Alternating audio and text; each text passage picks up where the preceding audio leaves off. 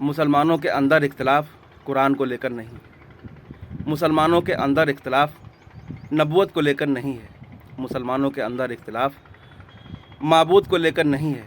मुसलमानों के अंदर अगर इख्तिलाफ है तो सिर्फ़ और सिर्फ इस उम्मत के अल्लामों के लिखे हुए उन लतीफ़ों से है जो इन्होंने नबूवत के तकरीबन 300 साल के बाद में लिखे। क्या इन अकल के अंधों को ये बात समझ में नहीं आती है कि जिस कुरान को अल्लाह ने क़यामत तक के इंसानों की रहनुमाई के लिए नाजिल किया है, उसके ज़रिए से ये इन मसलों को और इन इख्तिलाफ़ों को ख़त्म नहीं कर सकते हैं जो कौम की गुमराहियत का सबब बने हुए हैं।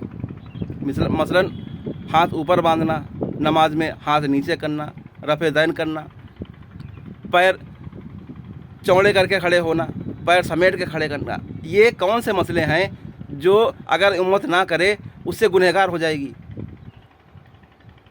ये ऐसे मसले हैं जिनको करने ना करने से कोई फ़र्क पड़ता ही नहीं। इबादत पे कोई फ़र्क ही नहीं पड़ता है अगर इन कामों को किया जाए या ना किया जाए। कैसे भी खड़े होकर नमाज़ पढ़ लो, नमाज हो जाएगी। जो तरीक़ा तुम्हें बताया गया है एक तरीक़ा अपना लो, कोई उसमें इख्तिलाफ़ करने की क्या ज़रूरत है। लेकिन नहीं, ये उन्हीं के पीछे पड़े हुए हैं, ये इनके कमीनेपन की हद है।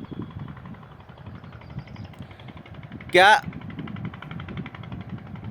इन मसलों को जिस तरीके से इन्होंने तमाम हदीसों को मौजू, मनगढ़ंत और जो है ज़ईफ़ करके साइड में कर दिया, क्या इन मसलों को साइड में नहीं कर सकते?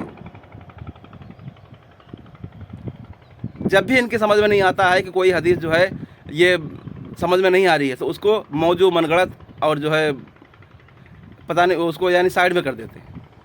तो इन मसलों को क्यों लेके बैठे हुए? क्यों इन इख्तिलाफ जिन मसलों की वजह से यानी जिन बातों की वजह से कौम के अंदर इख्तिलाफ पैदा हो गया है उनको साइड में क्यों नहीं करते? क्यों कुरान पर अमल नहीं करते? इसकी वजह सिर्फ यही है कि इन मसलों के चलते इनकी बुज़दिली और नाकामी पर पर्दा आसानी से पड़ जाता है। काश कि इन्हें खबर होती कि अल्लाह ने इनके कमीनेपन की वजह से उम्मत के ऊपर जिस दज्जाली सिस्टम को मुसल्लत कर रखा है उसके चलते इनका कोई इबादत, इनकी कोई यानी जो है खैर का काम काबिल कबूल नहीं है जब तक कि इस सिस्टम को दुरुस्त ना किया जाए जो उम्मत के ऊपर मुसल्लत कर दिया गया है।